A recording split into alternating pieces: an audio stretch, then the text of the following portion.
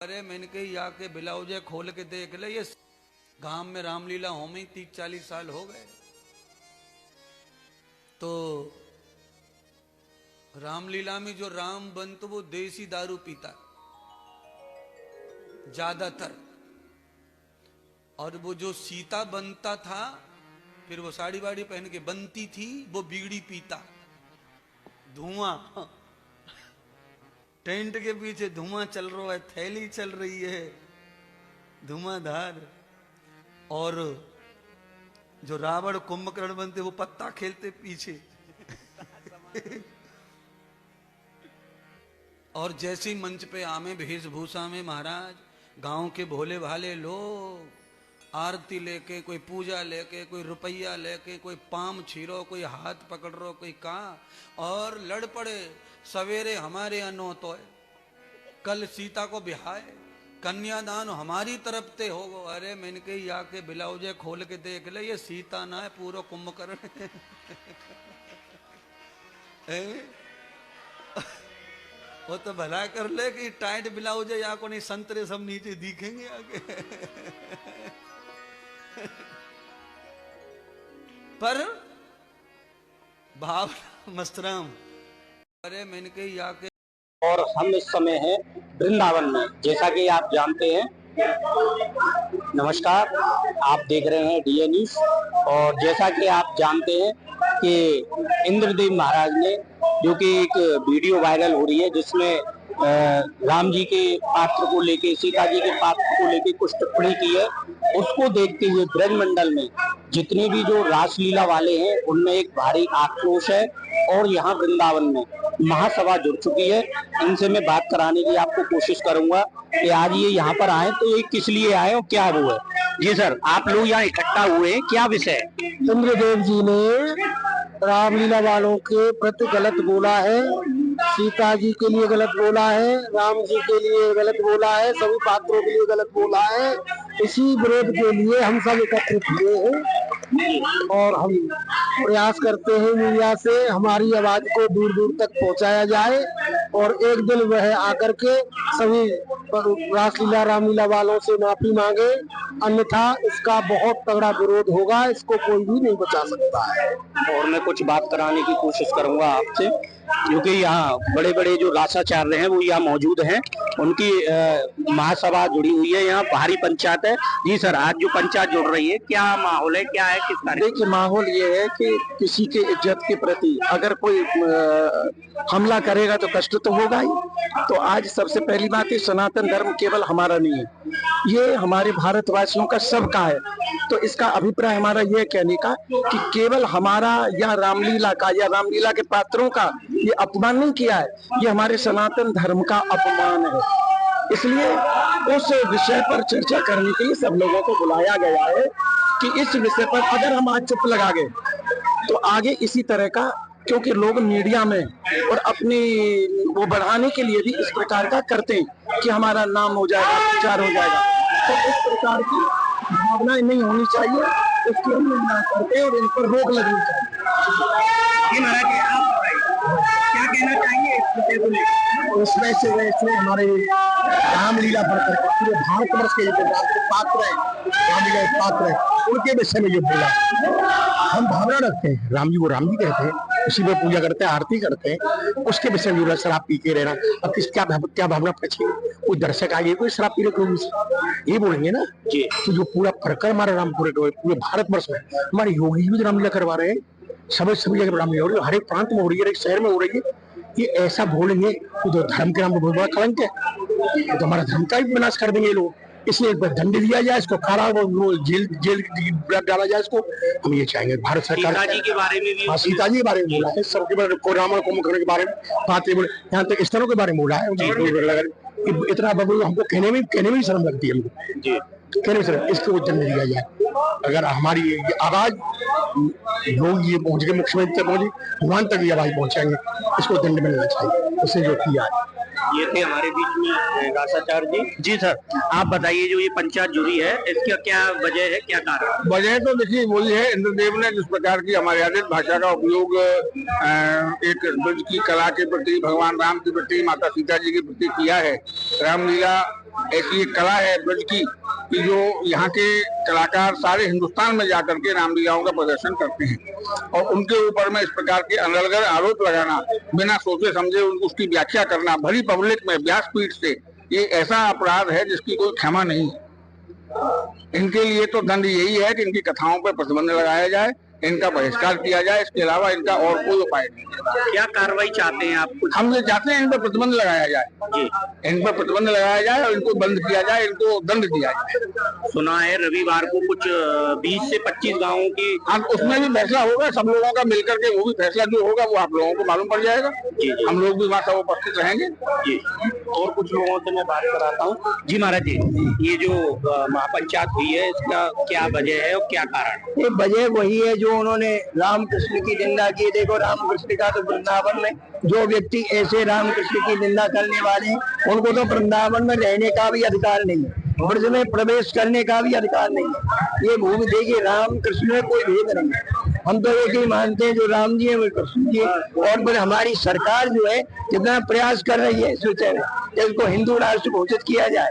जहाँ तुम राम कृष्ण की निंदा करोगे तो क्या हिंदू राष्ट्र रह जाएगा? ये सरकार कितना प्रयास करे इस विषय में, लेकिन नहीं, इन लोगों को इस बात का ख्याल ही नहीं है कि हम मंच में बैठ करके क्या शब्द हमको बोलने चाहिए। फिर तुम मंच में बैठ के उन्हीं के नाम से खा रहे हो रोटी, और तुम उन्हीं के विषय में, चरित्र के विषय में ऐसा प्रकाश डाल रहे हो, पब्लिक में क्या असर पड़ेगा? सुना है उन्होंने अभी माफी भी मांगी है कि गलती से निकल गया है। माफी से कुछ नहीं होगा, गलती से निकल गया, गलती से और भी कुछ निकल सकता था।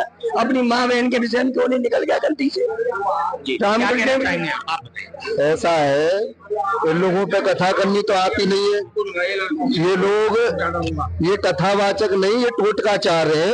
वैसे टोटका करना जानते हैं, लेडीजों को लुभाना जानते हैं, क्योंकि शास्त्रों में हमारे में भी कहा गया है, क्योंकि यदि ये साधना करेंगे, भजन करेंगे तो इनकी पूजा कौन करेगा?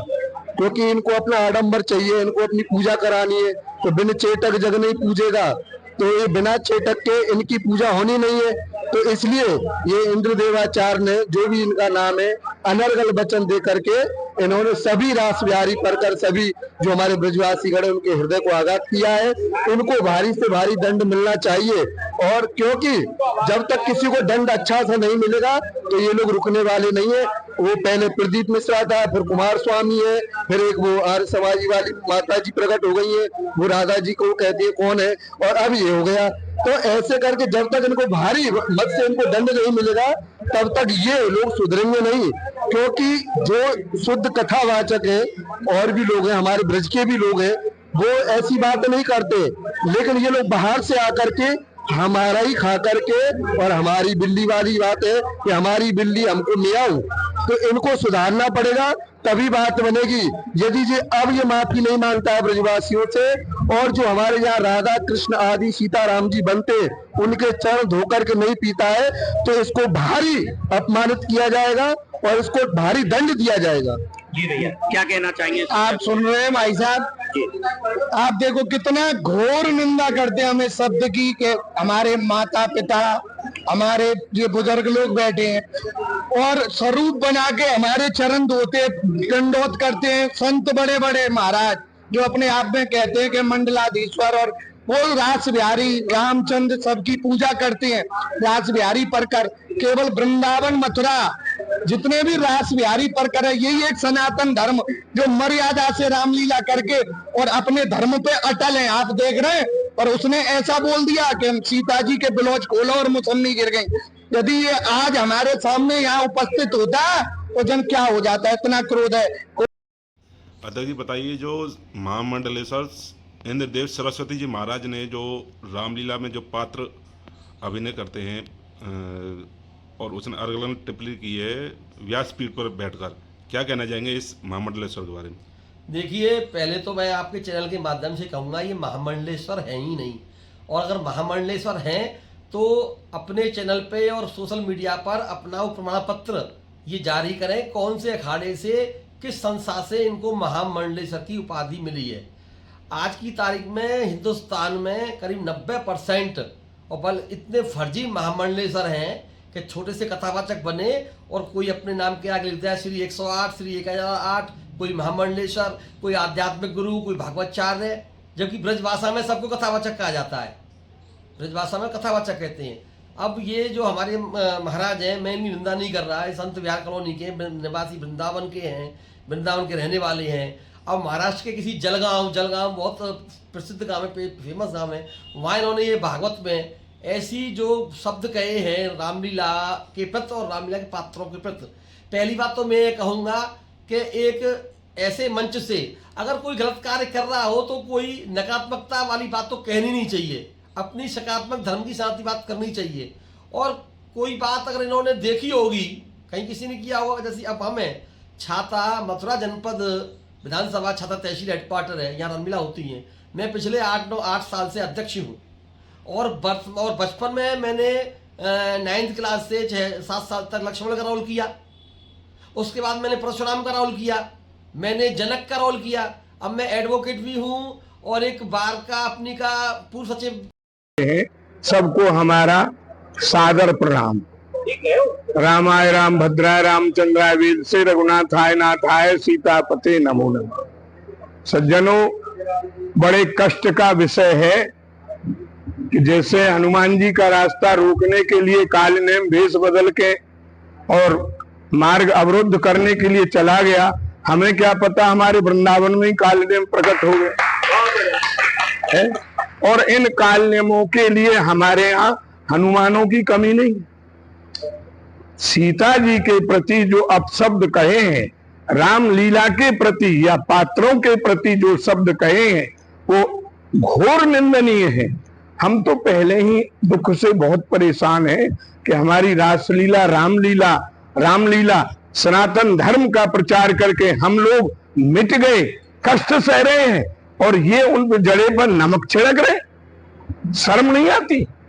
धिक्कार तो ऐसे गुरु को जिसका ये चेला है, और धिक्कार उनको जो ऐसे की कथा सुनते हैं। एक फिल्म आई थी रामपुर का लक्ष्मण, उस्ताद बन रहा था सूपनखा और हनुमान जी उनका चेला बन रहा था। नाटक कर रहे थे, उनका बेटा तुझे उल्टा चक्कू चलाना है, तो वो सीधा चक्कू चला दिया उस्ताद की नाक। तो ऐसे ऐसे पाखंडियों को दंडित किया। वांछा कल्पतरोर्भ्यश्च कृपा सिंधु एव च पतितानां पावनेभ्यो वैष्णवेभ्यो नमो नमः। व्यासाय विष्णु रूपाय व्यास रूपाय विष्णवे नमो वै ब्रह्मनिधये वासिष्ठाय नमो नमः।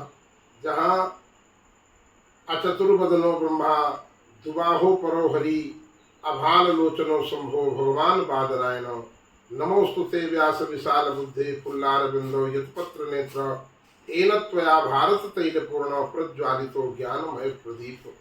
ऐसा कह करके स्तुति की जाती थी व्यासपीठ की। परंतु आज कुछ तथाकथित कथा व्यासों ने व्यासपीठ की गरिमा को तार तार किया है, जिससे आज बड़े शर्म के साथ कहना पड़ रहा है कि ऐसे लोगों को व्यासपीठ पर बैठना ही नहीं चाहिए। जब से अनाधिकारी व्यासपीठ पर बैठ गए, तब से व्यासपीठ की गरिमा। घर में क्या हो रहा है उन बातों को बोलेगा ये? कुंभकर्ण रावण ऊपर ये बन रहे, पीछे कर रहे, ये पीछे की बात बोलेगा। और इसकी पोल खोली जाए, ये क्या करता है, पीछे क्या करता है। और भी तो भागवताचार्य है यहाँ पर, देवकी नंदन जी है, पाराशर जी है, मृदुल जी है, ठाकुर जी है। ये कभी बोलते, कभी रास बिहारी के प्रति रामलीला पर कभी बोलते, ये क्यों बोलता है, गलत बोलता है। ये धर्म के नाम पर कलंक है, कलंक। इसके लिए कठोर से कठोर दंड दिया जाए, नहीं तो इसका बहुत बड़ा आंदोलन होगा और इसको वृंदावन में रहने नहीं देंगे, वृंदावन में नहीं रहने देंगे। इसकी भागवत होने वाली है भोगाश्रम में, गुरजारी तो ऊपर से खींच के लाएंगे इसको। योगी से मेरी प्रार्थना है, इसको दंड दिया जाए। जो राम जी को ऊपर बोला है, रामलीला को ऊपर बोला, और भारतवर्ष में पूरे में रामलीला होती है, कहां का रामलीला नहीं होती है। हर एक के विषय बोल रहा है, सभी कलाकार है सब। ये तो नहीं दिन भर राम जी बने रहेंगे। अब पीछे वो कहना क्या कर रहे हैं क्या नहीं कर रहे हैं, और पर्दा हटाया जाए तो तू क्या करता है, इससे पूछा जाए तू क्या करता है। मैंने खुद देखा है हम किसी के लिए चेले लेने से, क्या बात है। पर नहीं, अरे क्षमा करो, हम तुम्हारे बारे में कुछ नहीं बोलते, तुम मत बोलो। और अगर रामलीला वालों का मुंह खो गया ना, तो शायद तुम भारत में भी दिखाई नहीं पड़ोगे, भारत में भी दिखाई नहीं पड़ोगे।